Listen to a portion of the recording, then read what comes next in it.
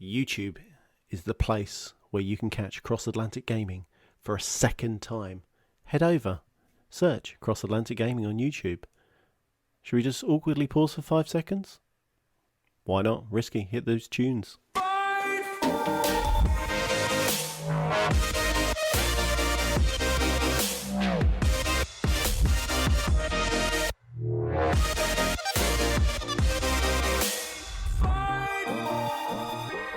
Hello everyone and welcome to episode 102 of Cross Atlantic Gaming. I'm your host Risky the Kid, and joining me this week, as always, are my co-hosts Chocolate Bear. I'm still here. Hello. And Moose. What's up, guys? Happy Sunday. It is 75 and beautiful out, and we are inside recording a podcast. Yeah, buddy. You're welcome. Perfect. We are live over at twitch.tv/Cross Atlantic Gaming. So if you couldn't make it this week, try to stop by next week. It's a good time. Before we get into the show, Chocolate just throwing up more YouTube content each and every week. What do we have going on this week? I can't stop myself. Again, it's some more stream highlights of me playing Apex. Some might say they are getting bored of Apex Legends, but I say no. You're not. When you are the Apex legend, you don't get bored, right? Yeah, this is the famous I wipe a squad with my shotgun. So definitely go check that out. I've been waiting weeks for this one. I was so proud of myself. I could not contain myself. I lost sleep, Bear. I'm glad it's out. Is your audio, like, can I hear you squealing, like, with excitement? Damn, I didn't include it. No, I should have done. Should have edited it in post. Well, that would have helped. But then also, You hear Chocolate White yelling, "Squad wipe! Clip that! Somebody clip it! Press that button!" You see me flicking, trying to press everything. Yeah, so it was a good time. It was a good time. So it's around the epicenter. So whenever you see that clip come up, guys, make sure you just slow it down, relax, pull a beer, and then watch and enjoy. I'm surprised you didn't just slow it down in the video edit and just like turn to that 5-second clip into like 30 seconds super slow-mo. Just damn. And then I should have zoomed in on myself as I'm going, oh yeah. Yeah, I doubt that's your concentration face when you're shooting a whole squad down. It's probably like tongue out. Like, I'll get him. That clutch app's pretty good for that. You know, you can slow things down, speed it up when it's boring parts, and you can really edit videos pretty well from just your phone on clutch. Tell me about it. I've downloaded a couple of extra apps now as well, so I've jeez. I know. I need to stop. No, you need to keep going. It's a beautiful mess, and we love watching it each and every week. Just as long as you're spending money on them. None of those free apps, Bear. No, we don't mess with free apps. No, it's all the Adobe suite. Oops. Oh, Jesus. Quite the opposite of free. I like it. I like absolutely. it. Yeah, I've gone pro on video editing. Love where your head's at. Just the best. All right, there's not much else to get out of the way before we hop into this. So, another week in gaming. What have we all been getting into? I'll start with the two of you because you guys both hopped into Moving Out. Is this made by the Overcooked people? Is it the same team? Yeah, Team 17. Yep. Because they look very similar, but go ahead, tell us about it. Dare I say it's better than Moving Out, Chocolate? Moving Out's better than Moving Out? Or no, better than Overcooked. My mistake. So, I've never played Overcooked. Oh, okay. That's how he's still married. Yeah, right. I dubbed that game the divorce game just because you just get so frustrated with people, and you fall short too just because, you know, the times and the tasks that you have to do are almost ridiculous and impossible if you don't have 4 people. So me and my wife trying to do it alone, this is Overcooked, was, you know, put some strains on our gaming relationship to say the least. But we've had nothing but fun with this game so far. I think we finished 10 or 15 levels maybe. Oh, wow. And it's just, you know, chuck everything in the truck as fast as you can. So we've got silver on just about every level, bronze on a couple of them that we struggled with. So it's a pretty good game. I'd suggest everybody try it out with, you know, people in the house because that's where we all are right now, right? Yeah. True. It's funny. So I've been playing this alone, and the one thing that this game lacks, or it should have, is that online co-op play. So it's only couch co-op, which is highly frustrating for lonely old me. But as your wife won't play with you, Bear? No, it's been weeks now. No, not. I'm talking about the game, dude. Come on, stick to the podcast. Sorry. So yeah, no, she won't play. It'd be nice if she did, but yeah, I don't think she's a gamer, and she's not. Well, this is why you had kids. So, but yeah, this one is like, this is not a game. Like, it's not for gamers. This is a game that, like, you know, can touch everybody out there, because it's pretty simple as far as the mechanics go. You've got a jump button, a grab button, a throw button, and a slap button, and that's it. Yes, the slap button. Have you one of the achievements? Make sure you slap every mailbox as you go into every game. Oh no, I haven't. I need to do that, I guess. I did slap one of them though, because they show you at the beginning, like, confetti comes out of it and everything. Yeah. So I slapped the mailbox and nothing happened, so I was underwhelmed. So I'm not going to do this anymore. Yeah, exactly. I didn't get a bunch of treasure or XP or something. But the level designs in them are awesome. It goes anywhere from, moving out office buildings to residential neighborhoods to, like, there's one that's a Christmas theme and you've got to throw things down a snow hill to get it to the truck. And yeah, there's all sorts of, I'm having a blast with it so far. I've been neglecting my Warzone squad playing this with my wife. So sorry, boys. Oh wow. This did you see on level 2? I was trying to take, I think, a sofa, L-shaped sofa out the front door, and it just would not go. And then I noticed round the back they have a massive hole where I presume it's into the backyard. You could just drag the sofa out that way. The most easiest, simple thing, but it took me like 5 seconds to realise. This won't go through the door. That's a good there's a hole there. Right. It's nice too, because it gives you like a little preview point that you can look over the whole board before you start, so you can see where all the 2-person things are, the bigger things that need to go in first, and then after you get all that stuff in the truck, it's a free for all to just chuck everything in the truck as fast as you can. So funny. Yeah, so you can throw some like light items. You could probably throw them a good 50-60 yards, like just off the second balcony. You take somebody's computer chair and chuck it into the truck. It's pretty awesome. So is this, I know you're talking about it is getting silvers and golds and different rankings and things. Are these based off of strictly time, or is there also like a damage element? Like if you throw my computer out the window and it smashes, do you get like minus points then? So to start out, when it just introduces the level, it's strictly time, but then once you pass the level, it gives you a set of objectives also to do, so you can go back and replay the level, like don't break any vases, don't break any glass, break all the glass. It's all different sorts of little tasks to do while you're playing the game, so it definitely gives it a big replay value. That's good. Definitely. So especially with 4 players as well. Yeah, if you get those 4 players in it would just be absolute carnage. So go ahead. How does solo play work? Like Moose, you're obviously playing with your wife, but like for Chocolate, do you get like a mechanical robot helper man, or are you just dragging giant sectionals out of doors by yourself? But basically, you turn into Superman and you're taking a bed out of a room all by yourself. So all of a sudden the throwing elements become a kind of a major time saver. Right? Yeah, and then also there's I suppose another tip of when you're loading your van or chucking stuff in the van, you can load stuff on top of other items. So, for instance, you could put a bed and a fridge on top of one another, or the fridge on top of the bed, or vice versa. Because you've only got, I want to say, there's about 16 squares, roughly, of the van. It depends. It gives you enough spaces for everything to fit in there. So if you got 22 items, then there'll be 22 squares. But it's a little bit of Tetris as well. Like all the big items, you've got to stack them in there, and then everything else you can just make a pile and hope it doesn't fall out. Okay, right.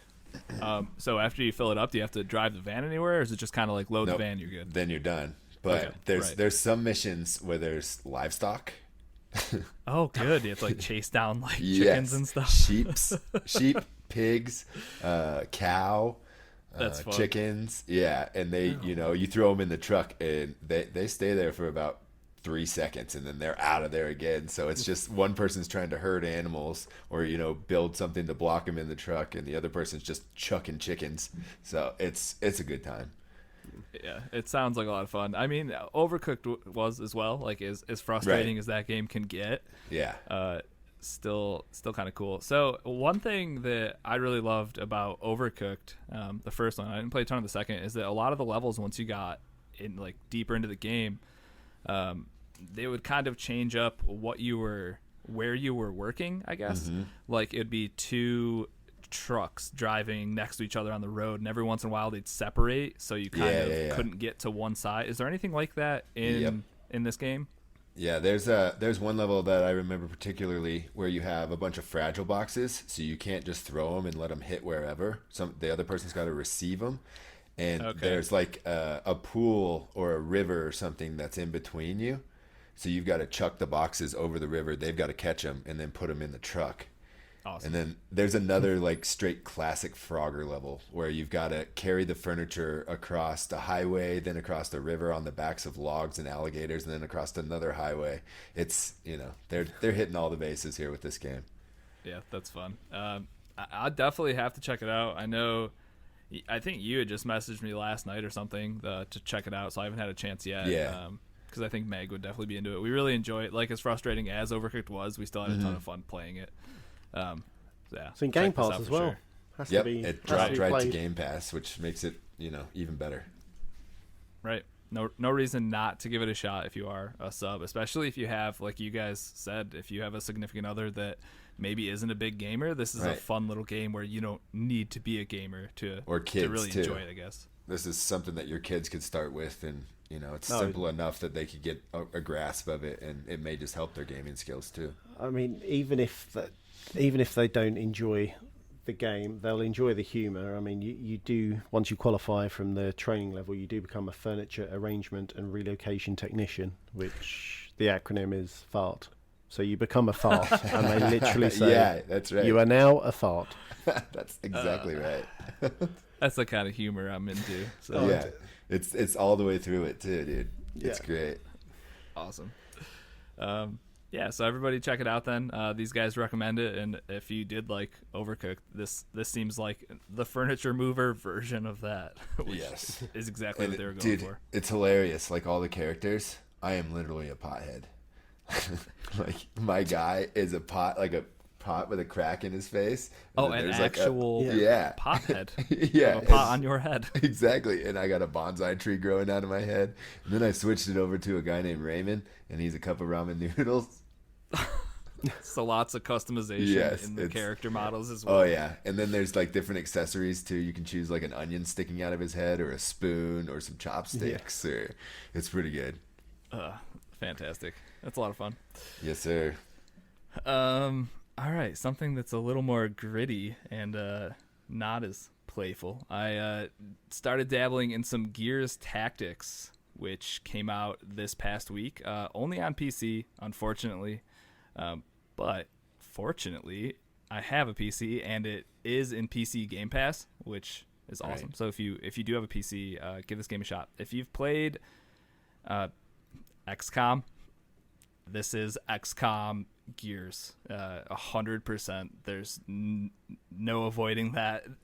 They look identical, but there's nothing wrong with it because with the amount of different characters and character types and enemy types in the standard Gears games, it makes it so you have plenty of enemy types for a game like Tactics. Like you have the Grenaders, or the little, I'm assuming these were in the main game. They're like these little bug things with like vats of acid on their back, and they'll explode if they get too close to you.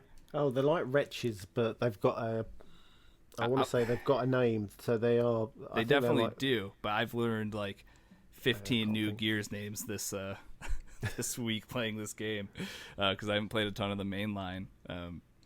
So it works out because you have a lot of different enemy types to combat, which in this type of game is good because if you have one stupid type of soldier who's just going to run at you all the time, you can just go into Overwatch and just kill them as they come in. But when you have like snipers or these giant kamikaze exploding things, coming at you. You have to really think about how you're going to utilize your team and what they're good at to complete each level.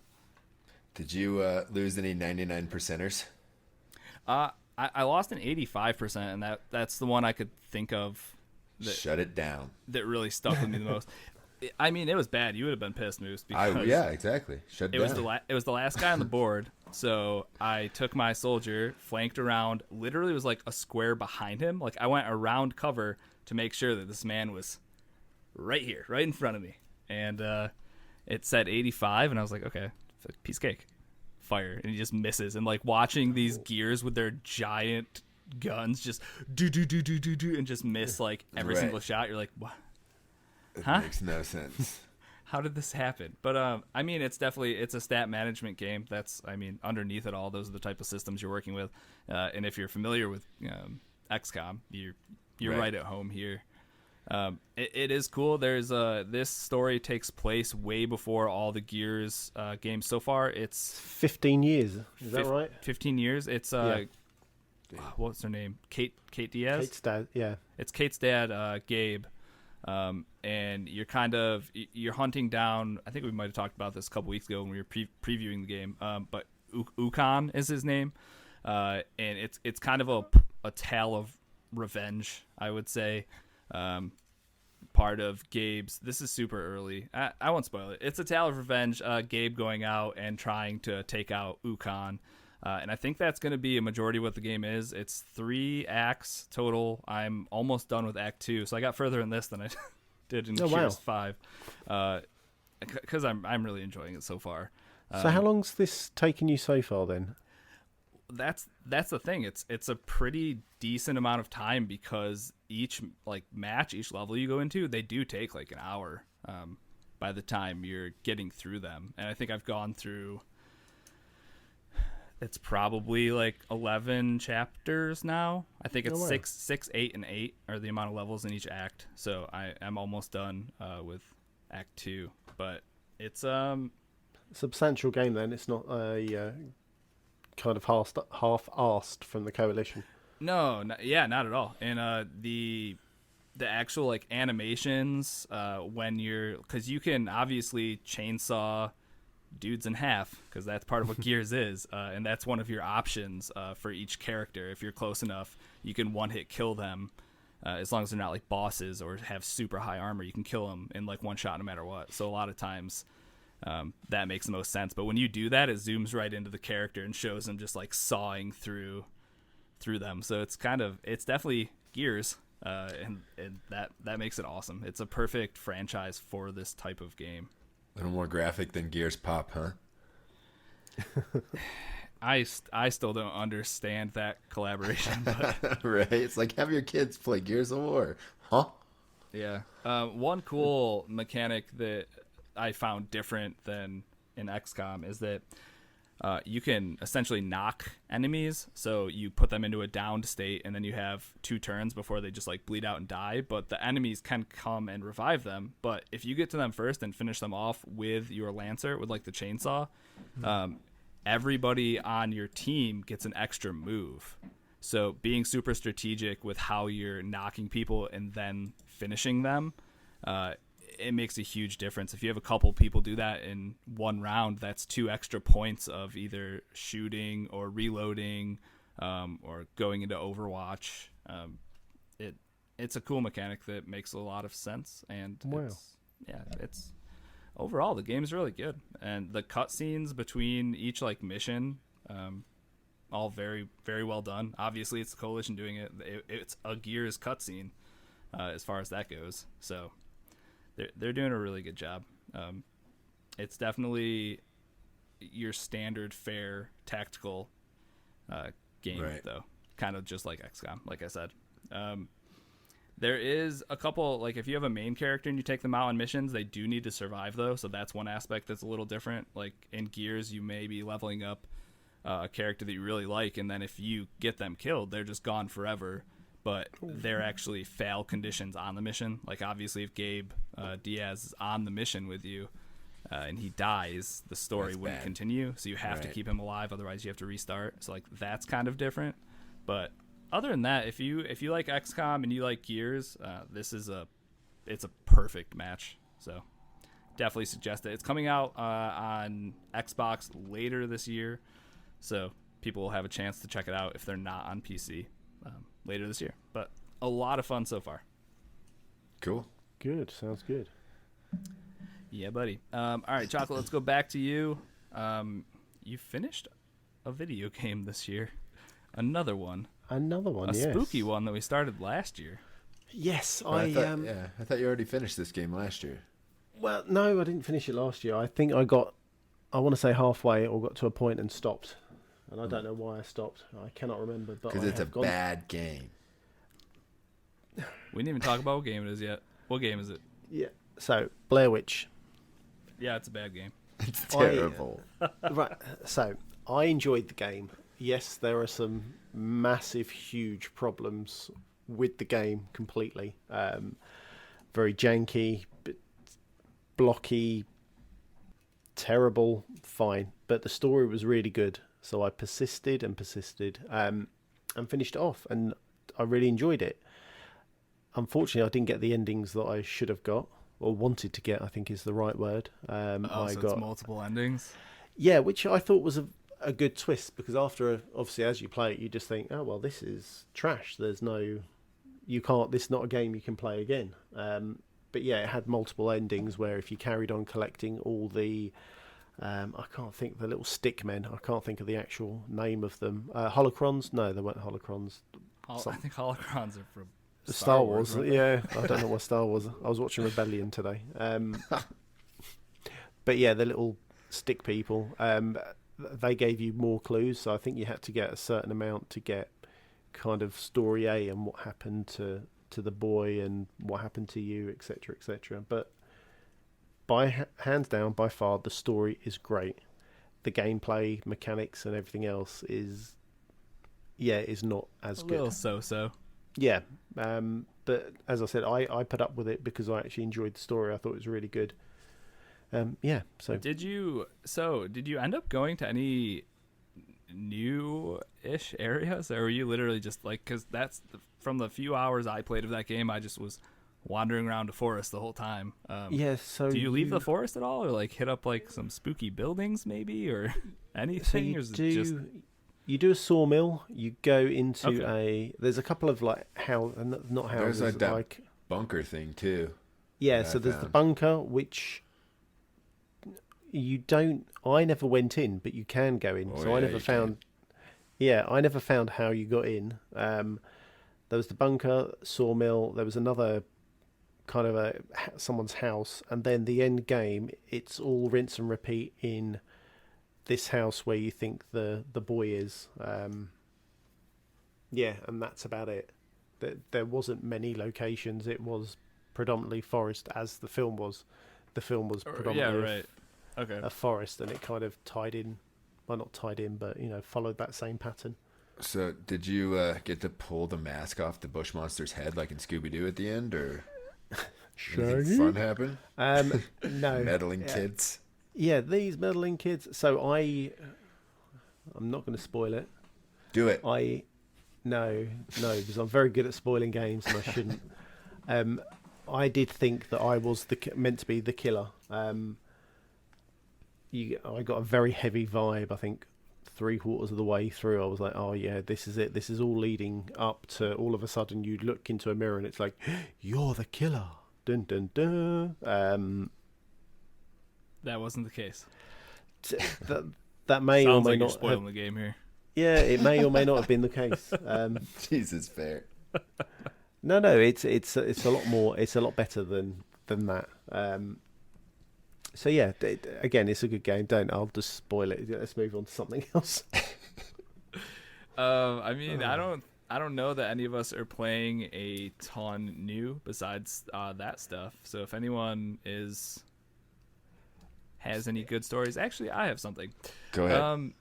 So I want to shout out JB in the community. He made a sweet Cross Atlantic Gaming hoodie in Animal Crossing. I'm rocking it, dude.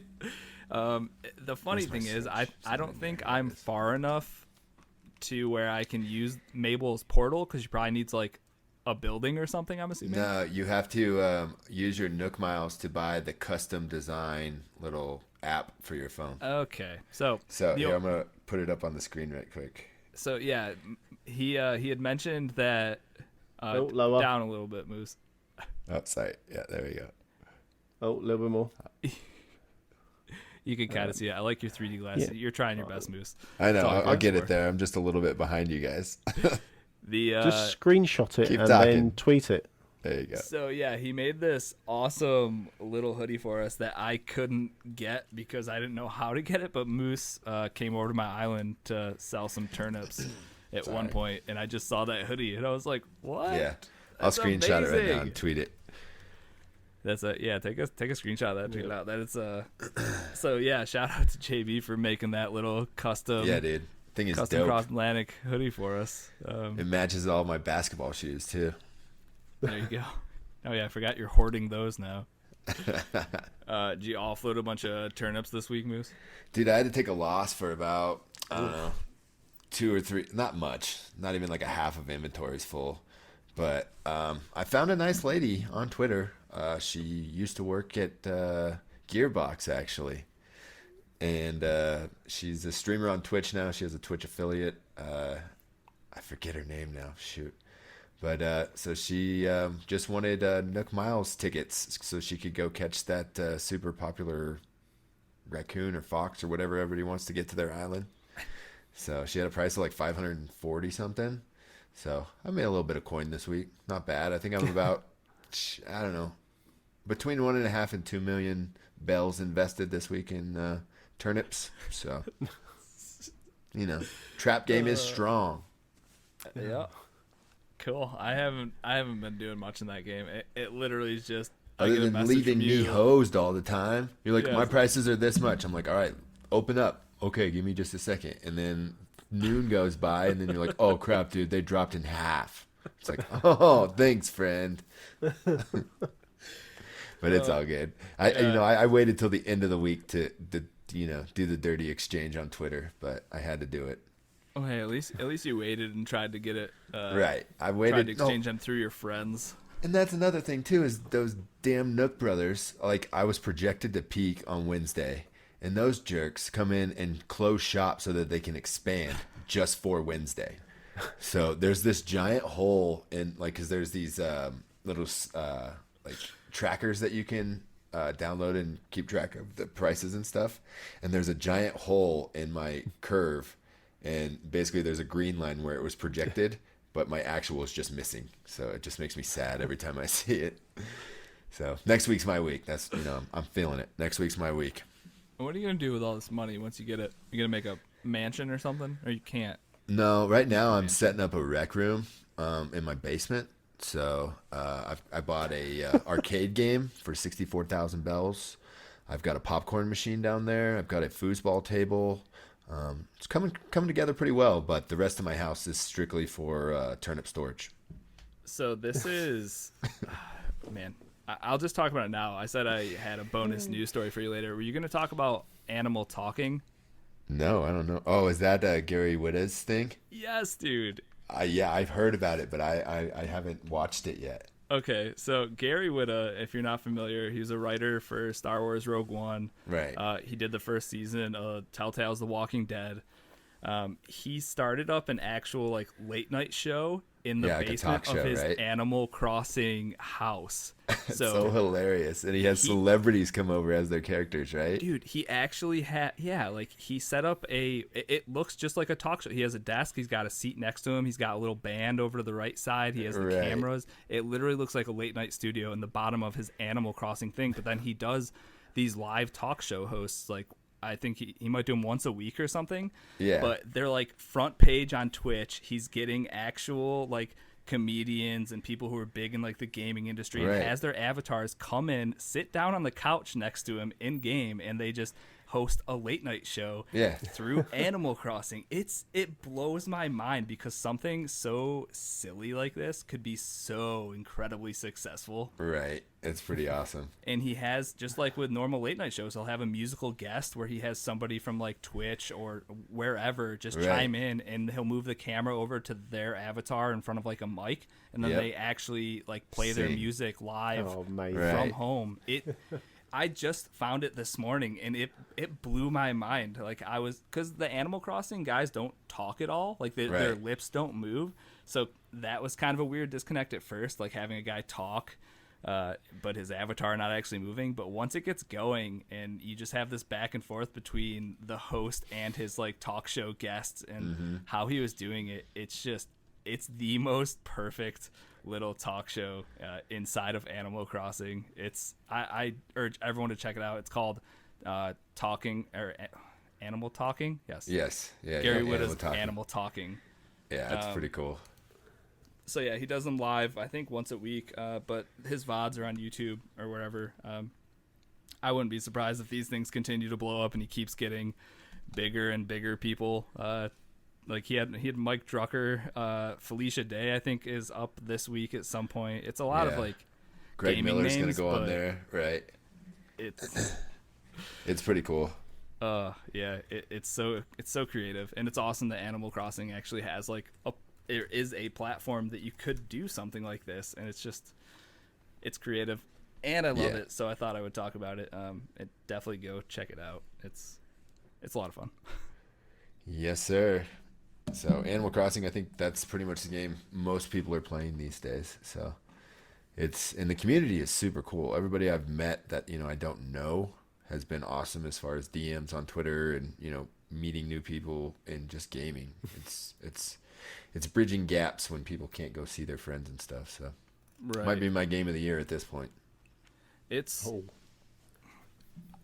I feel like it attracts that type of person because like who's playing a game like that, like Animal Crossing, that is just like a jerk in real life? Like, I don't know, they just don't really line up to me. Like Call of Duty's angry and you're shooting and murdering people. Animal Crossing, you're just kind of like building a community on a peaceful island and like harvesting things. Like that type of game doesn't attract like angry folk, I don't think. So I don't know, people are definitely finding exploits, and now there's I think there's some resident stealing going on between islands. You can do that? Really? Yeah, you can convince other people. Like, you just go up and talk to their residents, and you can convince them to leave and come to your place. So I had somebody come over yesterday and sell some turnips, and the first thing he did was run over to like the coolest guy on my island, which is like a gazelle, and I was just like, nope. I went and interrupted that conversation real quick. It's like, go sell your stuff and get off my island, buddy. Animal Crossing's so weird because this is totally a thing where like people will have in-game bodyguards who will like follow a person around and break up stuff like that. What a strange world. Well, no, that's like when I went and sold at this place. The girl that had it all set up, she had it set up to where only she could stand in the way of where her Nook's Crossing was. You couldn't go to anywhere else, and she wouldn't move until you paid, whatever the fee was. So as soon as I dropped my ticket for her, she moved out of the way, and I went in and sold, and it's crazy. It's so funny. It's such a good platform for creativity. I mean, so Chocolate, just think about it. If you just do like a walkway of rocks where only one person could walk down the walkway, and you just stand in front of it, so nobody could go by you, so you'd literally have to like move out of the way so they could come in. Yeah, okay. Right. Okay, I see. Yeah, that's what I'm thinking. Like, if I get one of these big $500-600 bell prices, I'm gonna have to like completely change the infrastructure of my island before I let anybody come visit, because so right now don't come and kidnap all of your because I am just a open target at this point. I just have some materials and supplies all over my island. I got flowers everywhere. It's just, everything's a mess. So you're gonna have to hire some muscle when you hit 500s. I'm pretty cheap, so no, also not that big of muscle. So. I'll buy some fences. They're free. They only charge me one time. That's true, and I don't have to actually be on and playing. So yeah, because that's been deemed to be useful so far, hasn't it?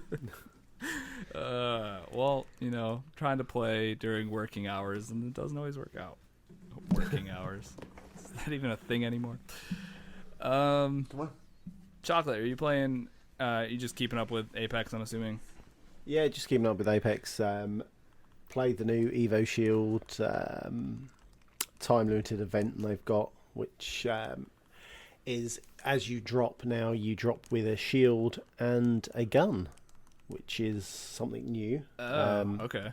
Yeah, so there's talk that supposedly maybe this when Season 5 drops in 2 weeks' time, is it the 17th? Maybe just a little over. Yeah. This might be a thing where you drop with a shield. Thing. Yeah. Possibly. I think it's, by the looks of it, what they have been doing, which is what everyone should be doing and probably do. I was just stupid to the party, is you drop your time-limited mode, you test whatever you want to test out, you see whether it works, and then you implement it later. And this is what it feels like is going to happen. So I think that's definitely the best way to do it, as far as you're literally testing with your community that's going to be playing it. So exactly, and it's super stress tested. Right. Yeah, and what they don't like, they'll definitely let you know. Precisely. Yeah, it's it seems like they're what did they do in the Dummies event that was possibly last month? It was part of that game when they changed the event every 2 days or something. Yeah. So one of the abilities was that as you dropped, it was like Mirage. You dropped all your dummies round you, and then as you moved, the dummies kind of crisscrossed as well as you were walking. So it seemed, well, they will be for Season 5, changing Mirage's ability. So as he drops his ult or his super, those people are going to move as well. Because at the time he just dropped. Yeah, they're just like static, and they just stand there, so you know exactly who the dummies are. Exactly. Okay.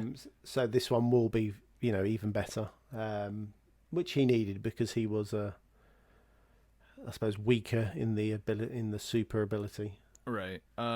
So you said you drop with a weapon in this new mode. Is it like everybody drops with a pistol of some sort, or like the same weapon at least?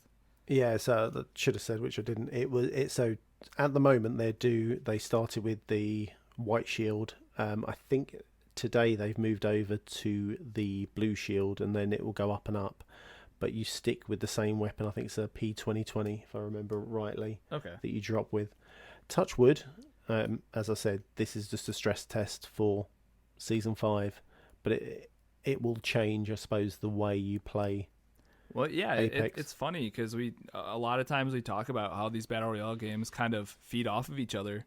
But like Warzone started with everybody having 2 out of their 3 shields, like 66% shielded, and a pistol, like right off the bat.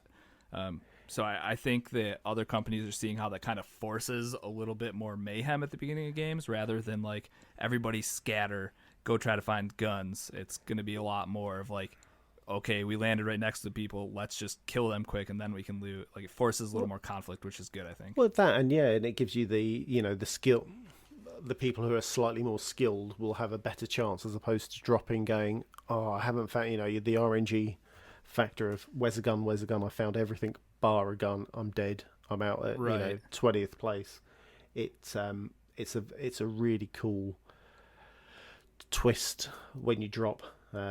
Obviously if you don't engage, then it's a load of wasted time, but but it's good. Like there's been times where I've dropped in Warzone, I've ran into a house, picked up a real gun, and still gotten killed by someone who's better than me, like with a pistol, like just because they're that good. Like it happens. So yeah, it really helps for those high skill players. Yeah, I would say.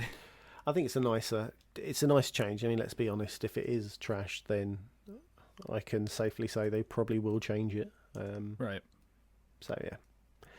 Roll on Season 5 in 2 weeks' time. Woo! Do we know Do we know details about it all? It would probably step all over Moose's news, but we can do it now if Moose looks like he doesn't care. Either or. So Season 5 is dropping, as I said, in 2 weeks' time. So far, as the cinematic trailer says, Loba is coming.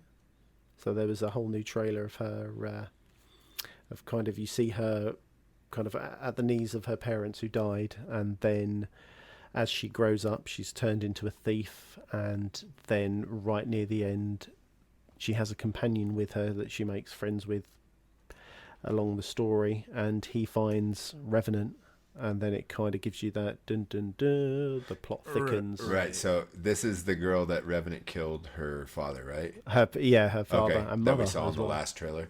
Yeah. Gotcha. I'm hoping they don't do a 180 on us and go, look, there's this character, and then drop this actual character that do they it were like they did last time. Precisely. I mean, Just I was thinking straight murder a little girl, or I guess she's an adult now, huh? Well, yeah. So it's when was she? I want to say it was 20 years. So Okay. So she should be, I don't know, 26-ish or Right. whatever it is. I do kind of want them to kind of pull another bait and switch and then drop Forge, because I think that would be hilarious. The guy they killed last time? Yeah, where he wasn't really killed. And, Zombie he Forge? Possibly, yeah. Or Cyborg Forge? Because didn't the somebody Forge. was like looking at his picture and it looked like he was like metal underneath his skin or something? Yeah, there was loads of things. They were like, "Oh, this scar doesn't match up with that picture," and Right. etc. There was so many. I love how weird people theories. pick, like Yeah, you can take they like just- a 2-minute teaser trailer and then somebody puts out a 30-minute breakdown of that 2-minute trailer. It's so Yeah, funny. I got one of those later. Perfect. So yeah, it's great, and like I said, I'm looking forward to the next season of Apex. So Good deal. there might be some more clips. Who knows? Bear, I need to get Yeah. on there with you and finish out to get enough coins to get my battle pass for next season. Yeah, well, I'm getting close, I think. Wednesday Wednesday? or tomorrow. Well, we could do Wednesday or tomorrow. Okay. I can get up at 5 a.m. tomorrow and bust some Apex. Catch Alrighty. the stream right here. Yes. Twitch.tv/CrossTheLand Yeah, Oh, love it. buddy. All right, Moose, are you still playing Trials at all of Yeah. Mana? Yep. A little bit. Are you Yep. progressing that story at all? I'm trying to, yeah. I've got 3 party characters now. Okay, cool. So. I just ran into my first party character, I guess. Okay. Yeah. So it was Hawkeye for me, and then you kind of mentioned this when you originally talked about the game, but how you can optionally go back Right. and play their like story mission that leads up to how they got to that point in time. And in my head, I thought it was going to be like super long for some reason, but I think it was like a half hour, 45 Right. minutes or something. Yep. So it's a pretty awesome way to bring in characters, I guess. Like if you do have all these Right. branching stories, instead of something like Octopath where you have to actually play each story from beginning to end for each character. Actually, it really gave me feels of Octopath because like it does the same thing where it cuts away from that character and takes you to another character's story for a little while and then takes you back to the big party and cuts in and out. Oh, okay. So I guess, like I said, I haven't played Octopath, so I just Right. always assumed it was 8 different stories. No, from they start all to kind of finish. intersect and intertwine. Okay, cool. So yeah, I'm enjoying that a lot. It was cool running into Hawkeye. He was my first guy, and getting to see why he left. He got framed for Right. a murder he didn't commit, so he's just kind of fleeing to go. You're all headed to the same place. Yep. Gwendol, the city of Gwendol, I think, something like that. Wendell. I don't know. Yeah. You're all I'm not seeking out some holy priest man who's gonna fix all the problems. I did run into Charlotte, the little girl, the healer who just Yeah. I can't stand her voice and how she talks, like replacing every letter with a W. Like my Yeah. name's Charlotte, And they change it in the subtitles too. oh yeah, it's like they took an adult and then wanted this like 27-year-old to pretend that she was Right. a small child. And to me, it's just like, ugh, Your you're- job is to talk in baby voice for the next 2 weeks. Yeah, dude. They may have just given her a lisp intentionally. She Yeah. definitely has some speech problems, that's for sure. It's the speech impediment, and I'm just making fun of her. Hopefully that's not the case. Making fun of children with speech impediments should be good I'm for just the our worst. numbers here. So yeah, that's kind of my Switch game right now. I'm not playing Yep. a ton of Animal Crossing. So when I pick up the Switch, it's Trials for me right now. I determined to beat this before I want to try Tales of Vesperia next. Oh, okay. So you're probably so- further along in the story than I am at this point. Maybe. Well, I don't know. You have your second character, and I still don't. So Oh yeah, that's true. So maybe not. I think that just goes to show how little Switch I've actually played this week. But it was enough that I did get my first character, so that was kind of cool. Nice. Yeah, it's a fun game. It's super, you got to know what you're getting into, though. It's definitely a JRPG with, the over-the-top music, over-the-top voiceovers. If you can, handle all the cringiness, it's a really fun game. Yep. Definitely a little bit of cringe there, for sure. All right, anything else anybody wants to talk about? Didn't you play Minecraft or something this weekend? Oh, man. Blowing up my spot. No one was ever supposed to know. Calling you out. Yeah. So I don't even remember why. We were playing Warzone like Friday night or something, and I think by the end of it we were all kind of just like over it. All right. And then it was like, we should just play something else tomorrow. And I think it was Shopa who was like, why don't we just start a Minecraft server? And I was like, okay, sure, whatever, let's do it. So yeah, I think Meg, Shopa, and I started up a server, but not a realm, so people can't join unless I'm on, which is kind of dumb. But I'm also not about to pay X amount of money per month to keep something up that I probably won't continue to use. Yeah. If history, repeats itself. Right. So we started, I don't know, like 4 hours went by, and I think the only thing I was doing was literally like strip mining down tunnels, looking for diamonds for 4 hours, and I got like 9 of them. And then I was like, oh man, it's like 10:30 at night. This sucks. That doesn't sound like a good time to me. Well, that's what I just don't understand. Like, I'm not having a bad time, right? Because the time's going by so fast. But yeah, well, that's the other weird thing is even when you're in a party chat, and it was something that Shopa said. He's like, "Man, you guys are really quiet," and it's like, "Yeah, all you can do is hear him chewing." You don't. He's just in the corner chewing, and Meg and I are just completely silent because we're focused, just listening to him eat. Just raid his pantry every 20 minutes. So yeah, we started playing a little Minecraft. Nothing of note. We built some houses, built just a bunch of stuff. It's Minecraft. There was some new stuff though. Like there was like bumblebees are a thing now, and like a dude with 2 alpacas showed up and was like, "Hey, I want 2 alpacas." Showed up and was like, "Hey, I want to trade stuff with you." And I was like, "What?" Game new like swamp monster bad guys and a bunch of new items. It seems like they're supporting that game. Like once Microsoft bought Mojang, whatever they're called, right? They're definitely supporting it. But one thing I noticed that from the last time that I played, like years and years ago, there's a ton of microtransaction stuff in there now. As far as skins, like at a base level for me to customize my person, I had like 2 or 3 options it seemed like, and then every other person has this little M currency, and I was like, well, how do I get that? I have 0 of it. And then like the bells went off and I was like, oh, I know what this is. There you go. Put your money here. This is how they are making their money. So I use the default skin. Were you on your PC doing it? No. So funny enough, Minecraft is in Xbox Game Pass, not in PC Game Pass. So I would have had to pay like $25. And I was like, hard pass. That's strange. Yeah, that is weird. Yeah, isn't that first party game?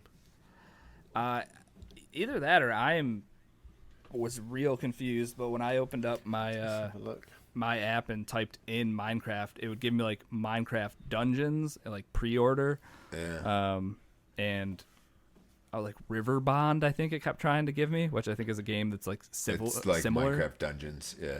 Okay, so like those are the 2 things that popped up for me. So if I'm just confused, somebody let me know. Or Chocolate, if you're hard at Googling this right now, let me know. But what I'm looking now, and it only says PC on my Game Pass. It only says PC? Sorry, it only says console. Oh, okay. But I'm trying to find a game that's console and PC and wondering what that says. So, right, Levelhead's one. Let's try that. So yeah, it's just I would have played on my PC because if you think about like the amount of keys and like things you can be doing and buttons you can be pressing, a keyboard makes way more sense. But no, it's like $25. Like, it's a hard pass, homie. It seems like Minecraft is only Xbox console. Or the console, yep. Right? Well, a fun fact though, if you really want to, you can actually. This is a game that supports mouse and keyboard on Xbox, so you can plug your USB keyboard and mouse right into your Xbox. Play that way. Nice. Mine's I have like my cables are all pretty well organized, so they're all zip tied and stuff. So that wasn't about to happen. Yeah. Right. But the reason I asked was, were you able to check out the new like texture packs and stuff? Is that stuff out yet? Like the 4K? Ray tracing. I didn't go looking for it, I guess. Is where I'll start. I'm not positive. That was another thing you can buy is texture packs. Oh wow. Depending on what you want, if you want like space themed texture packs or city texture packs or plastic block like Lego texture packs, you can buy a lot of that stuff. One thing that pops up because they have the little messages like between your loading screen, just like fun facts. A lot of the microtransaction like cosmetic stuff is actually made by like players of the game. Like they get paid out a small amount for like the costumes and stuff that are in Minecraft. So that was kind of cool. It's not like Mojang's just making all that money. They are paying these like independent contractors, I guess is what it seemed like. If you bought their skin, they make a small cut of it, I would assume. So it's neat, but not about to open my wallet for it. So yeah, right. So yeah, I did play a little bit of Minecraft. Thank you, Moose. You're welcome. I just want to make sure we covered all the bases. Oh, and we sure did. I also played Marvel Strike Force all week, but that happens every day, folks. Yeah, that's your addiction that you just can't kick. If I could give you, March was like 2 years of not missing a single day of logins for that game. Dude. It's a weird time to be alive. I played that game for like 3 months, and then it didn't give me Deadpool, and now it's dead to me. Yeah. Oh, don't worry. It's even tougher to get people now, but if you open your wallet, it's super easy to get people now. Just give me $20 and I'll give you whatever you want. Yeah, they're definitely just making it harder and harder. We don't need to talk about that. That's a whole different type of cancer that we don't need right now. All right, so you guys are good with games. We good? Yep. Yeah, buddy. Well, this is a Game Pass Roulette episode, so let's get into some Game Pass Roulette.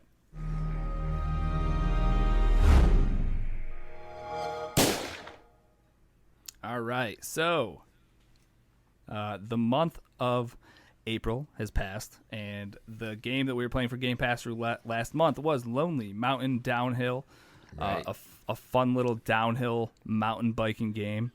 And this was a Game Pass Roulette challenge month, so we did have a challenge that went out,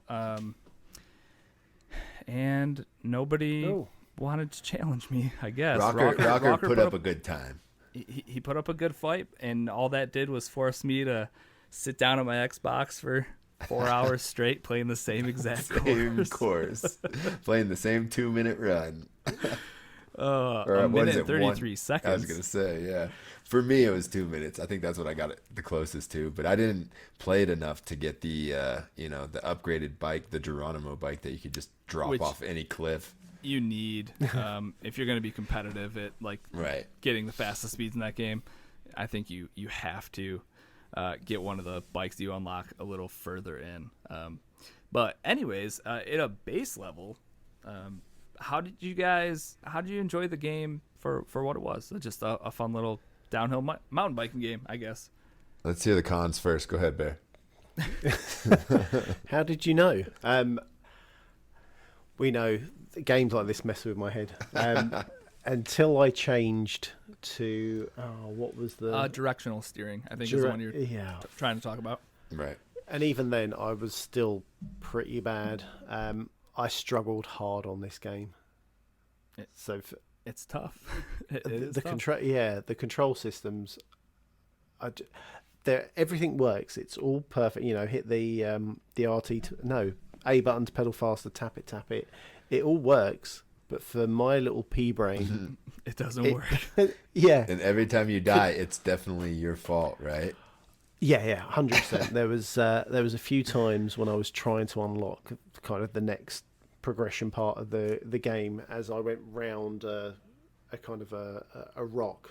I completely took it wrong and had to kind of go the long way around and go back again, and I was just like, oh my god, you son of a Yeah. why have you done this to me? And that's the toughest part is that for the challenge part of it, you have to do it in free rider mode, which means you don't get checkpoints, and like having to get a perfect run quickly without checkpoints is actually like pretty tough. And that's like, that's why I had to spend so much time doing the same course. But that's also how I learned that run, was using the checkpoint runs first, and then you kind of just nail down each part of the mountains. Then by the time you do your perfect run, you kind of know where the shortcuts are. You know, I mean, that's the biggest part, is knowing where the shortcuts are and having the best bike in the game.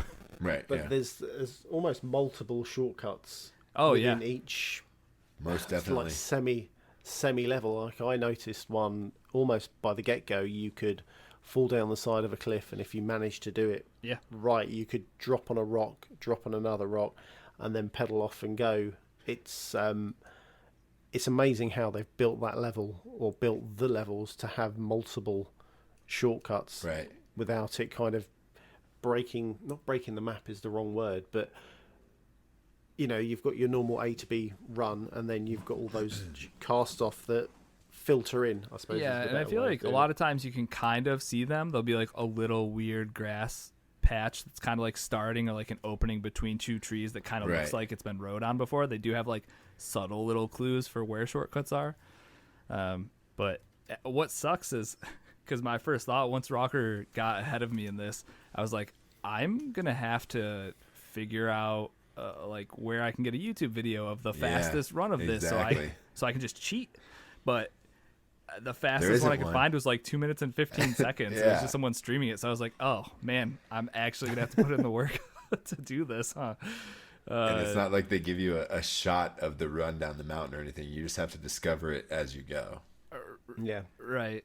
So because I was focused on getting the best time, I only unlocked 2 out of the 4 mountains, I think. So I didn't get all the way through this game. I did what I was supposed to be doing in there. Right. And that's, I think, is more the objective when we do these challenges, is just, you know, hammer that one thing that we're doing and do the best you can. Right. Let's be honest, you were saving our money. Yeah. I got to lock up that $10, keep it so it's 20 next. It's in the June, month after 20. Next. That's right. Yeah. Yeah, for me it's definitely a hit for me. I think it's a lot of fun. It's super simple concept, but I played it on my PC for some of the time, where I could just like pipe in music from like Spotify or wherever and just play with. I would turn the music down in game, and it's pretty relaxing.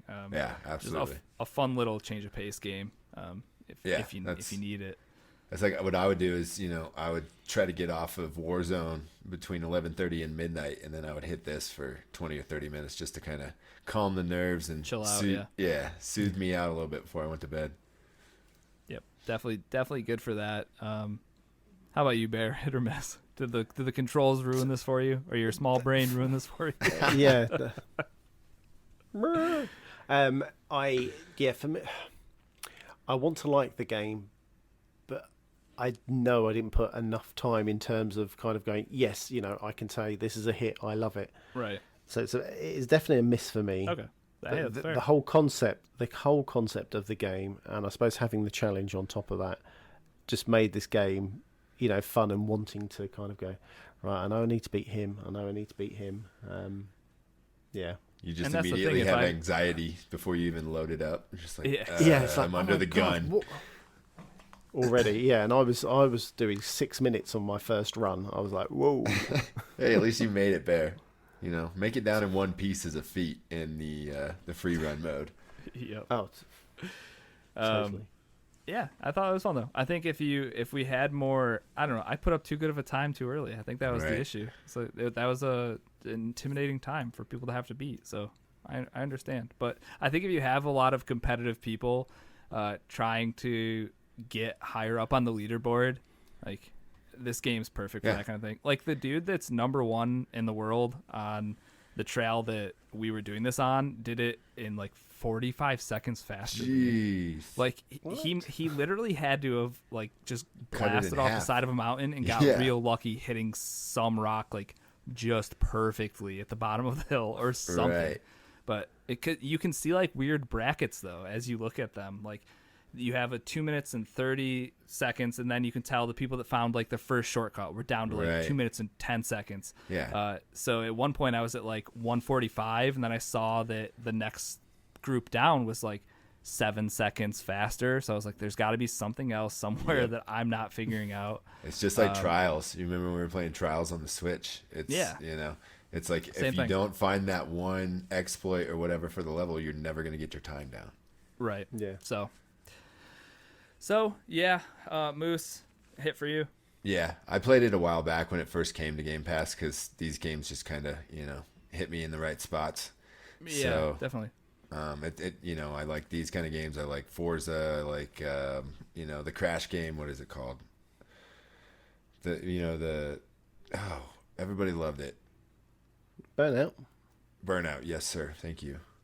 Okay. You know, I love all those games where there's time trials and little things that you can do to just, you know, compare yourself to others, but not, you know, like be a jerk online. where you can see leaderboards. Love seeing leaderboards. Exactly.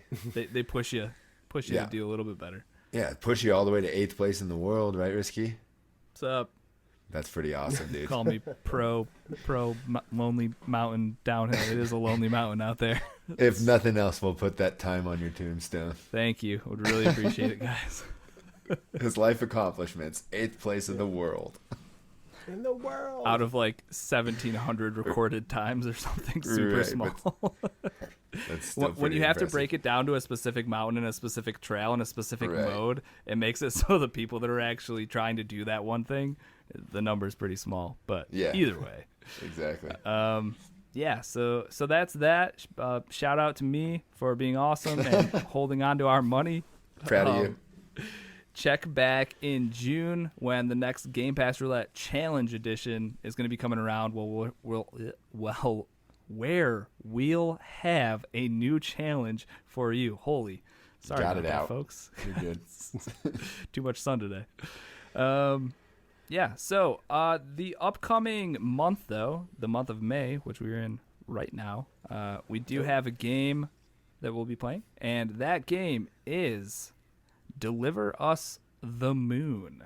So what Deliver Us the Moon is, it's a sci-fi thriller set in an apocalyptic near future where Earth's natural resources are depleted. A lone astronaut is sent to the moon on a critical mission to save humanity from extinction. From the trailers, Moose, I heard you say spooky in the background. Mm-hmm. It does look a little spooky. It does. You're by yourself in space, and it doesn't look like things are going well.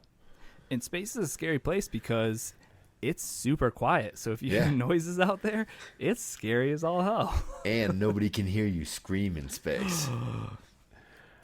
So it's a short game. Can't hear you, Chocolate. Oh, damn. It's a short game, so we all should be able to finish it and give a full assessment. Yeah, for sure. And we urge everyone in the community that's trying to play this, just get through it. I think Chocolate or Moose, one of you said that it's 5 hours. It's around 5 hours. Yeah. We're hoping, yeah. So play a half hour a day. You'll be done in no time. And obviously you have a whole month to do it. So make sure you get that downloaded. Start playing it today or sometime soon. And then if you do end up playing it early and you get done with it, just jot your notes down in our Game Pass Roulette section in Discord so you don't forget about it and keep engaged. Yep. Speaking of being engaged, that sounded weird. This is not an engagement announcement. This was me missing some feedback that Sweeney had given us for Lonely Mountain Downhill. He said he really enjoyed the game. It was super fun. It's easy to play, but super frustrating on the free rides. Hats off to Risky. He smashed it. I went back and had to read it since he gave me props, so I figured I had to go include it. That's why, yeah. Got to get that shout out in there. Thanks, Sweeney. And big shout out to Rocker for sure. He was my biggest competition and definitely pushed me to try to get high up the scoreboard. But yeah, back to Deliver Us from the Moon. Deliver Us the Moon, not from the moon. It's in Game Pass. Do we know if it's on PC Game Pass as well? I will. I believe it's on both. I did. Yeah. I feel like I saw it on both. But yeah, so get that downloaded. Deliver Us the Moon. We'll be talking about it in a month. It is on both? Mm-hmm. Yep. On both. Okay, so there you go. PC Master Racers, Chaotic. I know that's you now. Yep. You can play it over there, buddy. There you go. Moving Out is also on both. So on both? Cool. Yep, you can play that on PC if you want. To me, Moving Out is just like a big living room screen on the couch game for sure. Because you can't play. I think Chocolate said you can't play online co-op, right? Right.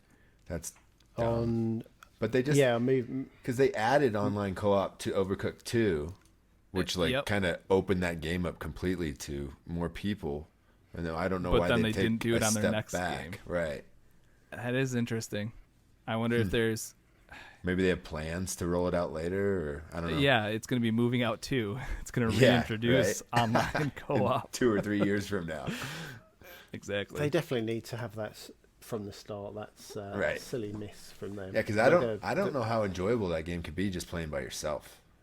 It is really annoying. Yeah, especially because what do they do with the 2-person furniture? You just got to drag it out.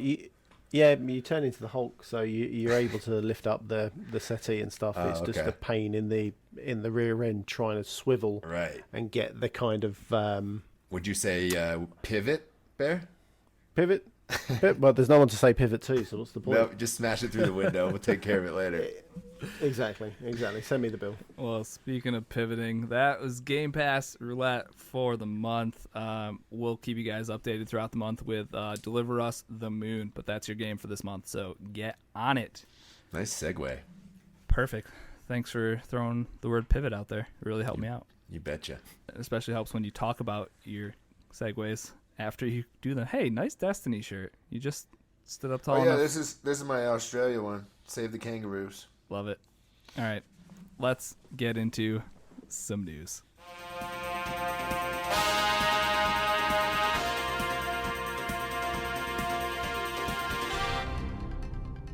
All right, Moose, what is going on in the news this week? So people are starting to drop their summer plans, which is super exciting. I think these could be better than E3s. Right? Yeah. For sure. But first, let's start off with some bad news, which I'm trying to hide from the internet because some disgruntled employee over at Naughty Dog went rogue last week and put out all sorts of spoilers and game footage and all sorts of stuff from The Last of Us 2. Ooh. So Naughty Dog, at all costs. Yeah, Naughty Dog put out a statement that says, "We know the last few days have been incredibly difficult for you. We've felt the same. It's disappointing to see the release and sharing of pre-release footage from the development. Do your best to avoid spoilers, and we ask you, don't spoil it for others. The Last of Us 2 will be in your hands soon. No matter what you see and hear, the final experience will be worth it." So they know it's out there. They're freaking out about the information that's been leaked. So I would say just bury your head in the sand as far as Last of Us comes. But out of all this came some good news as well. The game's coming out in June now. So super stoked. Date. Yeah, June 19th. And then a month later, you have Ghost of Tsushima as well. Yep, July 17th. July 17th? That is 2 big first-party or PlayStation exclusives. Right in the middle of summer. Which, they usually don't drop games summertime. Yeah, so it's nice to have. Well, and they both, The Last of Us got pushed back, obviously. Mm-hmm. But I don't know that we ever had an initial release date for Ghosts, but it got pushed back. It was in June. It also did? Okay. Yeah, it was in June, and I think The Last of Us pushed back their date. Right. So it wasn't intentional to land in the middle of summer when everybody's trying to be outside, not on games. Yeah, they need to get this story out before it gets spoiled and nobody bothers I was going to say, the game. Probably not allowed out anyway, so when best time to drop it. That's true. This will be the best summer to play games for sure. Yeah, like I said, look at Animal Crossing. It's like the best selling game of all time because nobody can go anywhere. So it's the perfect time. Although no one can get Switches now, anyways. I know. Yeah, that's the sad part. Is there's a shortage of Switches now too. So yeah. Hell well. Suck though. Definitely try to avoid them and don't be a jerk and spread them if you do see stuff. Yeah. That's as soon as I saw this was the thing. It's just kind of I don't know, you start to really pick and choose what links you're clicking on and whose Twitter profiles you're going into. So no, I've heard it. Like, I listened to another podcast and they said that they had it spoiled in comments of something that was totally unrelated. Like in the comment just section, people being jerks. Yeah, just trolls out there, just like, guess what, this happens. Yeah, or like back in the day. Sorry, spoilers, but people popping the Han Solo dies deal. Right. And it's what? Yeah. Oh shoot. We did it again. Everybody dies, Bear. He got old and he died. God damn it. So, but yeah, it's just, it's the troll society. So just try to avoid spoilers at all costs. I know when Cobbs posted this in our news section for me to talk about it, I was like, sorry, dude, I'm not reading it. I don't want to know the spoilers. And then Risky's like, nah, you're good. It's just telling it about spoilers. It's not telling you what they are. Yeah. Just telling everyone to beware. Yep. So beware. Yep. There's our PSA for that. Up next, you can use Microsoft points to get subs on Mixer now. So it's going to cost you 3,850 points, and that'll get you 1 month sub, and they won't be reoccurring. So it'll just be 1 month at a time, and then you've got to spend some more points to do it again. So it's kind of like the Twitch Prime, where people have to like resub, but over exactly. on Mixer, obviously. Most definitely. But there's no amount you can just carry on redeeming if you've got so much money in your Microsoft account. You can buy as many subs as you want as long as you have the currency for it. Yeah, that makes sense. So you could sub to 20 streamers if you wanted to. Right, or spread them out for a couple years. Yeah, stockpile them for the same person. One a month. Right, exactly. So they're trying to keep this Mixer thing alive. It's a struggle, but they're working on it. So, Bear, you touched on the Apex Battle event earlier. Is there anything else you want to add? Spoke about the trailer. I can't, for the life of me, remember the actual date of the event. It's May 12th. Is it 12th? Yeah, I want to say it's May 12th. That's just off the top of my head. But yeah, it's either 12th or I went with 12th, 17th. Yeah, it's the 12th then, for sure.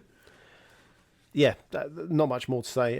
Go check out the lore of Loba. The whole thing they do with these cinematic trailers now at the moment are just superb. They're really thinking of how to kind of push the game and the story with their little kind of 2-minute video. That's what they said at the beginning of the year, that their plan was to focus on development of the characters and the story of the game as opposed to new game modes and weapons and things like that. So.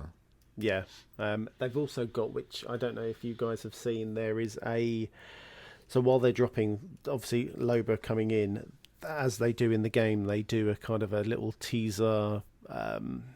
So they did it with Forge. When Forge died, they had his death box in... and you could pick up a charm or something, right? Yeah, and you could pick up a charm. So in this one, by Train Yard, normally you need a key to open up a vault to go get some high loot.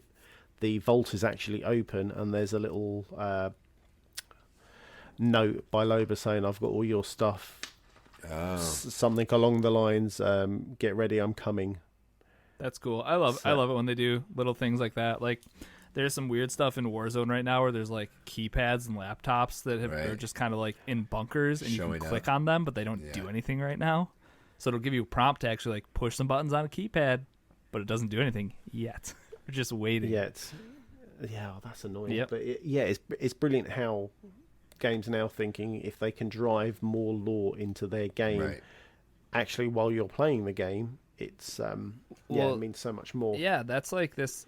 Obviously, Warzone's my thing, but and you would know, I guess, actually, Chocolate, because the dude Alex, I think was his name, from the Modern Warfare campaign. He died in the campaign. Spoilers. He came back in Warzone with like a fake leg with a what is it called? A prosthetic leg. Yeah. So he's like a character skin now. So he like survived, and now he's back in as part of like the Warzone, which is kind of cool. Just taking from their. Well, they obviously had a whole campaign to play. Do you think you'd like something like that? Like, if you had like a Apex campaign, kind of like how Call of Duty did, and then you had the Battle Royale like after it as well, or like something or kind of like that. What Overwatch is trying to do with Overwatch 2, having a campaign. An actual campaign, yeah. Right. Yeah, you'd have to play as each legend something like that. So the story would have to be linear, and then each legend would have to be like a tree branch into the feed into the main story. So yeah, that'd be pretty cool. I think you're right though. Like the battle royale games kind of started like, yeah, you're just dropping a bunch of dudes on an island, kill each other, last one alive, you win. But now it's kind of, you have reasons to be there, or different events with lore and learning about different characters. It's a step in the right direction. I think they're all trying to do it as well, which is good. So. Yeah, 100%. Chocolate, did you try out the PvE events at all? Oh, the Bloodhound thing. Yes, I did actually. I dropped in there a few times to try it out. I was a little bit underwhelmed. Oh, really? I guess. That's too bad. Yeah. I think one I died, and the other one, the loot I got was not great. Rubbish. Okay. Yeah, but it was okay. It was something different, and it did give. Well, I think we got third partied in one as well. Right. So it does kind of change kind of your thought process of where you're going to land. If you're going to go, do you know what? Let's do these 3 rounds and try and get, the top tier loot or the big loot. So yes, it was good, but I was a bit okay. Yeah, it was all right. Yeah. I guess it kind of feels like that's the new wrinkle in battle royales is everybody's adding some sort of PvE element or boss fight or something within the map.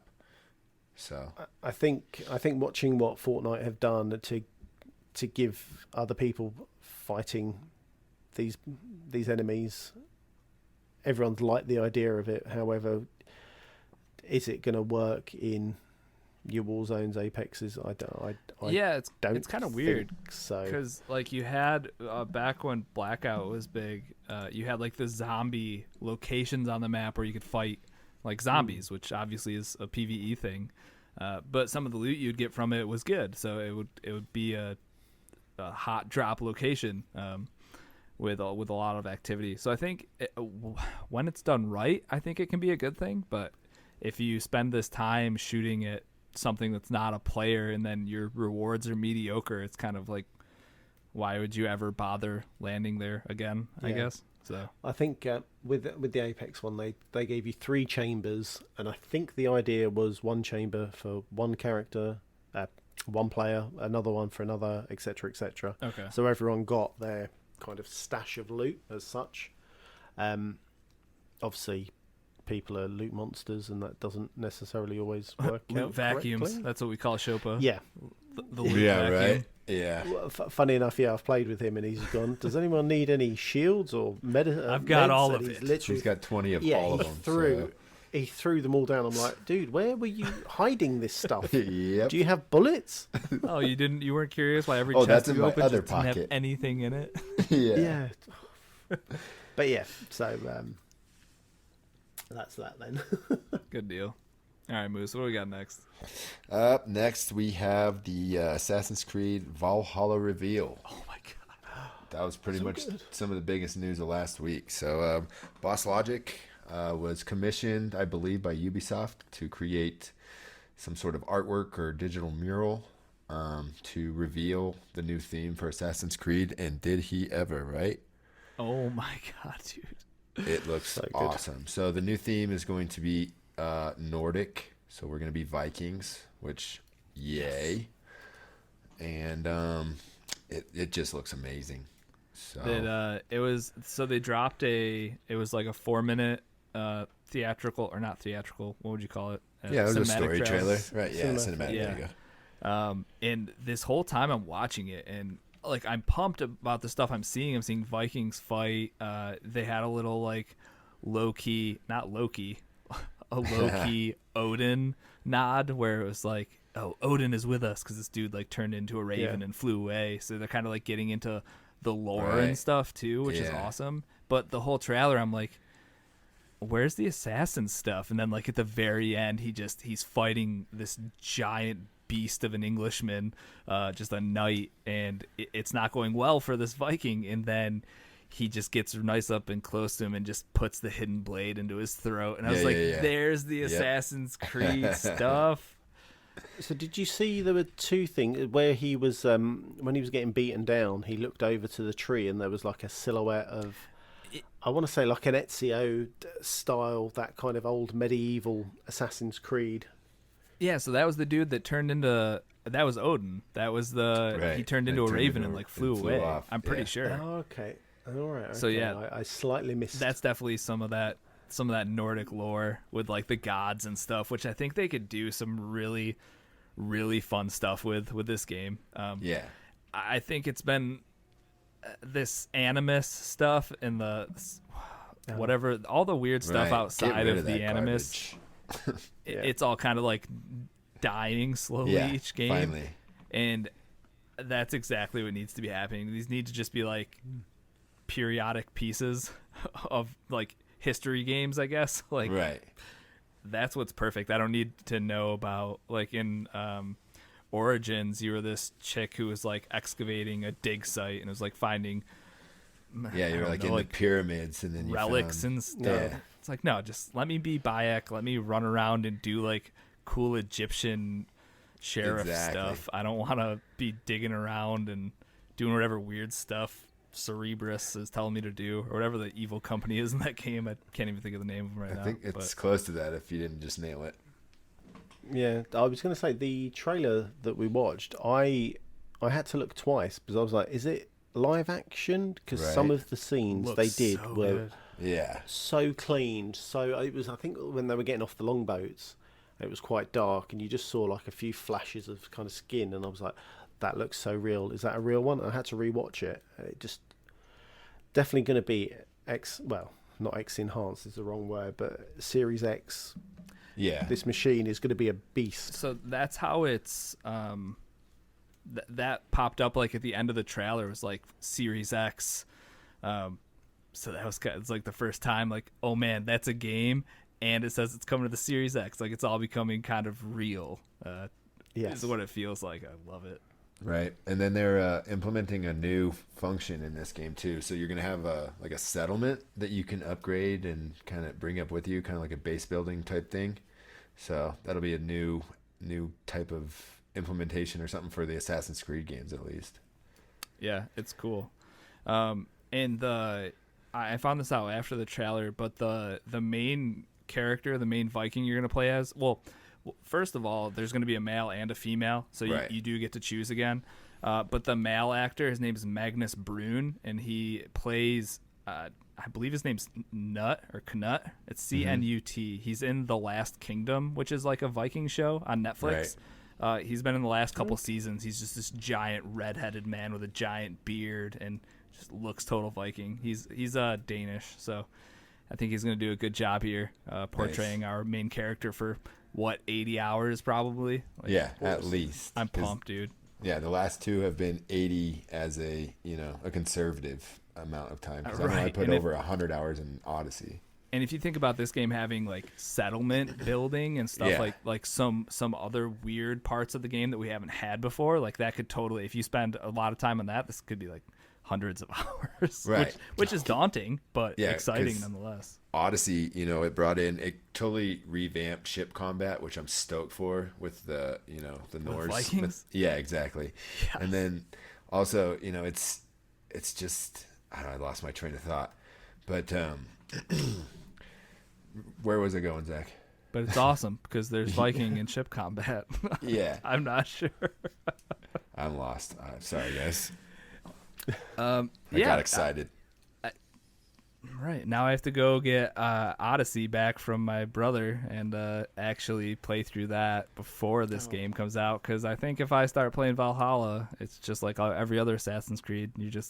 I'm never going to go back to the older ones. Yeah, that's what I was saying. Also in Odyssey, they have like battles where you can like turn the tide for whichever army you want. Like and big scale battles, right? Yeah. And however you decide to play and back up, as long as you do well, you can turn the tide for that army, and then it like changes the politics of the area. And I believe they're bringing that into this new Norse game as well. So, do you know? I think that's going to be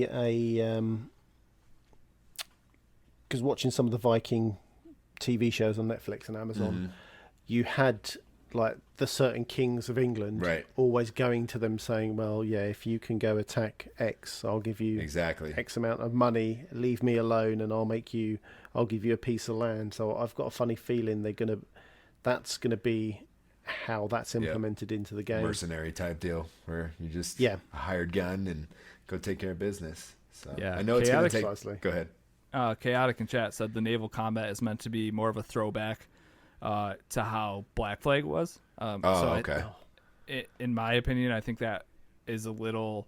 That's a step back for me. It's a step back. Yeah, it's kind of scaled back, but I don't think that's a bad thing necessarily. No. Especially if you weren't a fan of the naval fighting stuff. Like that's when I think what of held Viking, off till the end. Right. I don't know. I'm more pumped to be on land throwing axes around and stuff. Yeah. So and you'll be able to dual wield axes in this one, so you can have a hatchet in each hand and just go nuts. yes, it's such a good time period for this game. So Right. Cannot yeah, man, wait. pumped.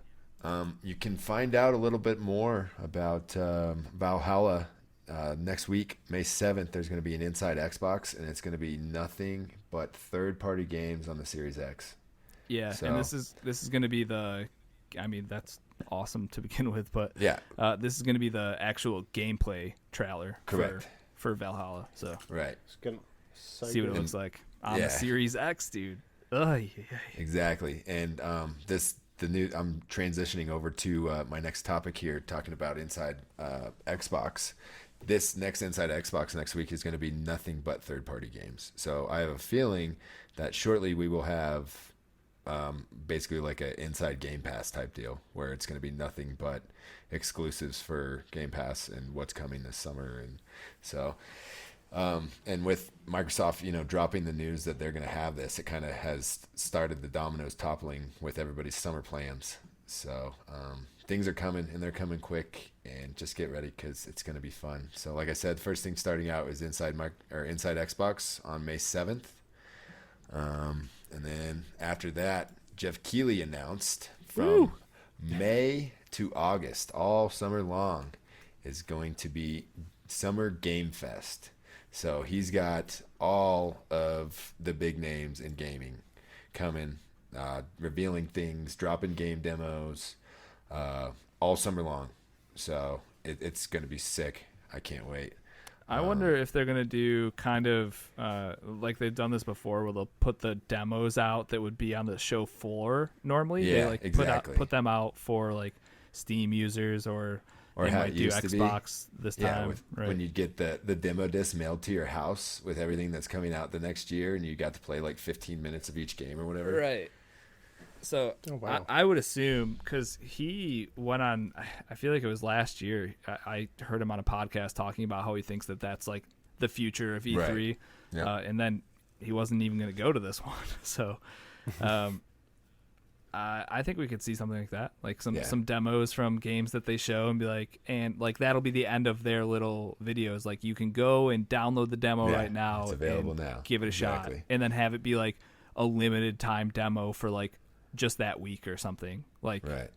it would have given you the time if you were at E3, like you would have had that amount of time. Now you're at home, you have that amount of time to go play it. Could be cool. Yeah, and I know I explained it in my own words, but I just want to read this little tagline that they have on the website. It says, "Bringing the world together to celebrate video games from the comfort of home.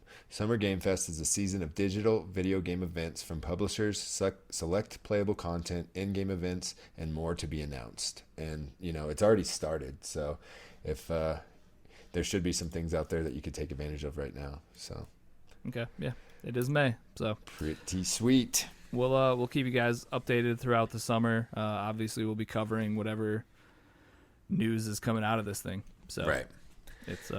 it's maybe not a complete substitute for something like E3, but dang if it's not exactly what I'm looking for. Right, So, and it could end up being better, because Yeah, E3 definitely. was a week. This is a summer of reveals and events, and you know what I mean?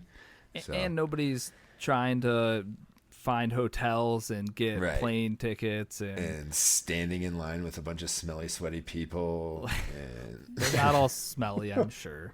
Sweaty, probably. yeah, pretty sweaty. California, summertime. So that's what I got for news this week, boys.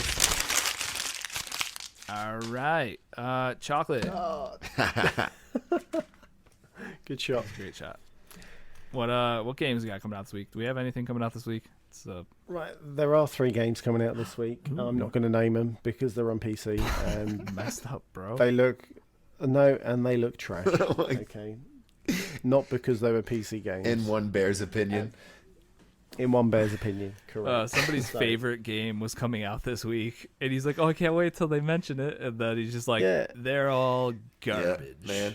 Unsubscribe. I will never listen to Cross Atlantic Gaming again.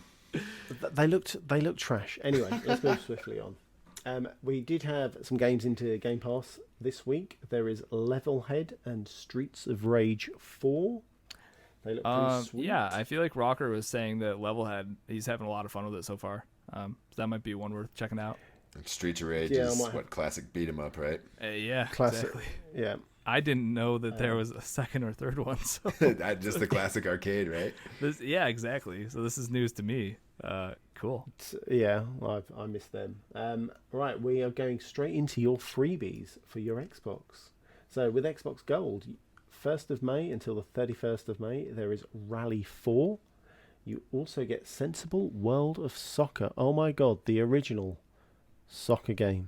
I've never This even is heard of amazing. that. How many soccer games do you 360 guys game, need? Right? Like Yeah, one, right? it's- You don't need more than one? No. So this is the game that you used to play on your PC, or I'm trying to think of what else.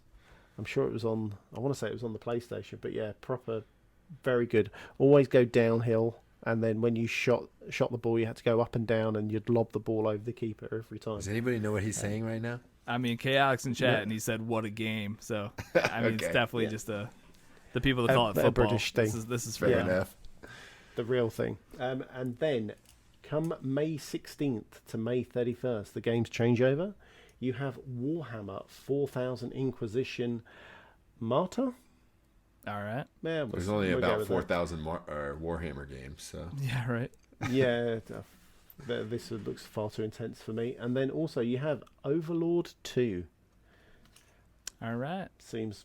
I know a lot of people like those Overlord games. I never got into them, but if you want to have minions doing your work for you, have at it. I mean, who doesn't want minions? This is doing the work fantasy, for them? isn't it? Chocolate, you can have Precisely. minions as long as you pay them, okay? Where's Eric? Get him out of the where basement. is Eric? Get him out of his cage. We want to see that he's No. alive and well. We had to put him in the garage, COVID and all that. He's Social quarantined. distancing from the butler. Precisely. So PS Plus, guys, you are getting City Skylines, what a game, and you're getting Farming Simulator 19. And the crybabies are pissed. I would say a lot of PlayStation guys not pumped about these No, games. they're not happy at all. There's a petition going around right now for them to change these games. It's like, seriously, dude, why are you such little crybabies? It's free. For free games. And you just got freaking He's got the the Uncharted collection. Yeah. Yeah. For free. And both these games, like in their own right, are very good games for what And they're they popular. do. Like People love playing them. Like, if you look up Farming Simulator 19 or whatever, there's probably 15,000 people watching it right now on Twitch. Funny enough, and Jesse Prince of Cats is in chat. He said farming sim with an exclamation point. But one day while we were at work, we found a farming simulator esports league. Yeah, dude, they take where that there's seriously. 4 farmers like per side, and you have to like How harvest fast can stuff you the come fastest by? or whatever. Yeah, dude, it was in like German or something, a completely different Yeah. language, and I think we sat there and just watched it for like 20 minutes, like just cracking up the whole entire time, because in what world is there a competitive farming league? But In the same world where they have school bus races and Yes. you That know? is ridiculous. it was absurd, but in such a good way. So check, and then City Skylines, that's kind of just like a SimCity right? predecessor that's Yeah. supposed to be like incredibly good for being a city simulation. So Right. they're both excellent games, just maybe not what you want. Maybe not. It's not Uncharted 4. Darn, you Right. missed a month. Sorry you didn't get God of War for free. Exactly. I mean, we've been getting crappy games on on I gold. say Xbox has been living with this for years. Yeah, as soon as they drop Game Pass, they're like, I guess we still got to put gold games out. So go to the basement and see what we can dig up. Yeah, who can we pay the least to put some games for free with gold? Yeah, they're like, I found Overlord 2 in my trunk. Let's give this one away this week.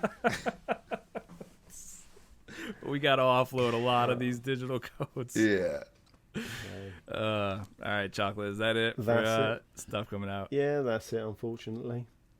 Hey, there's too many games and not enough time still, even in a quarantine. So I don't need good games to show up in this stuff if that's what people think they are. So right. All right, let's plug this thing up then. Make sure to head on over to streamerlinks.com/CAG podcast. That's going to send you over to places like Apple Podcasts, where you can rate us, subscribe over there, and make sure you get your episodes each and every week. Also, our Discord link, that's the best place to hang out with us, and that's where, obviously, Game Pass Roulette is. We do a lot of like giveaways and stuff. Well, not a lot. Once in a while, we do giveaways in Discord, and that's just, I don't know, it's kind of where we all hang out and chat. So it's a good place to be. It's where we became friends. Yeah, 100%. And if you're watching the YouTube or Twitch version of this, right down below, we put a link for it. Discord.gg/ all that stuff under there that I can't read because the picture is too small on my computer. Sorry. JQ2GZFX. Hey, look at that. Look perfect. Obviously, links for all this stuff are in the show notes. Streamer links being the main link, though. It's also where you can check out Patreon. We have our Patreon drawing, Patreon/Twitch drawing. So we just call it the VIP drawing from now on. Ooh, yeah, let's just call it our supporters drawing. The supporter VIP. We'll work on a name for it. But that episode is actually next week. Next week, yeah. So you guys have time to head on over to Patreon. We have a bunch of different tiers. You can sub there, get yourself entered into the drawing. Also, a bunch of people before the podcast even started live on Twitch had subbed. So if you sub there, you get... You're in the drawing. You're in the drawing. If you do both, you get a bonus entry. Man, a lot of good ways to do this stuff. Yeah, so if you sub for the minimum amount in Patreon and do a Twitch Prime sub, you have the same amount of chances to win as somebody that's giving $15 a month. Yeah. So it's a pretty good deal. There goes all the $15 a month guys. See ya. I know, right? Out. Yeah, that's it. Also, a link inside of the streamer links link is our merch shop, which is through Spreadshirt, and our good friend of the show, Chaotic, is always working on keeping that updated. We currently have, which I just found out today, we have masks for the COVID that you can wear, and they're Cross Atlantic Gaming branded. So pretty awesome. Go out to the grocery store in style. I was going to say stay safe and also stay safe. Yeah, I can't think of... Stay safe with Cross Atlantic Gaming on your face. I don't know, guys. I've been staying safe as long as I can. I'm ready to get reckless. Are you ready to get... Scary enough, I think a lot of people in this country are I know. Reckless, so. Exactly. Everybody's at their threshold. Exactly. That also has links to our Twitter, Instagram, that fun stuff. If you need to reach out via email for any reason, cagpodcast@gmail.com. If you want to get a hold of me, I am at Risky the Kid everywhere. Chocolate, how about you? Chocolate Bear everywhere. And Moose. Moosenstein 8314 everywhere. Did you drop the 80 bear? No, I did. Did I say I did. I'm sure I said Chocolate Bear 80 everywhere. Okay. Well, in case he said it or didn't say it, I've said it now. There you go. Thank you, everyone, for tuning into this week's episode of Cross Atlantic Gaming. We'll catch you guys next week for an all-new episode. Goodbye. Peace. See ya.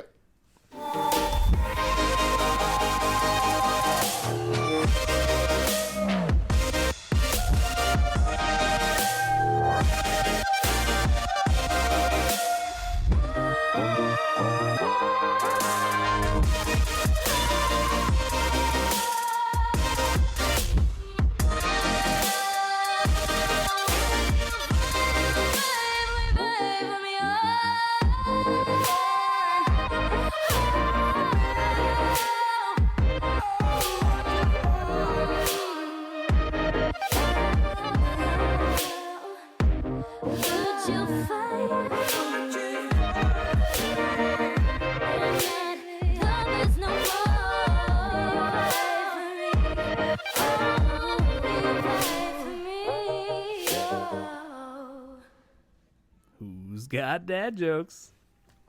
Give me one, Bear. I've got dark jokes, right. I decided to kill off some characters in my new book I'm writing. It would definitely spice up my autobiography. Yeah, I might have to report you somewhere to someone or something. Yeah, it's a couple of years' time after the book's out, #1 bestseller. How about a little bit of a Mayday humor here? What do you get when a plant kisses? When a plant kisses, no idea. I don't know. Tulips. Oh, jeez. What's a bee's favorite flower? A No baby? The begonia. Oh. How do you weigh a millennial? I don't know. In Instagrams. What do you get if you cross a bike and a flower? Go on. I don't know. Bicycle pedals. Okay, we're done here. Yep, these are terrible.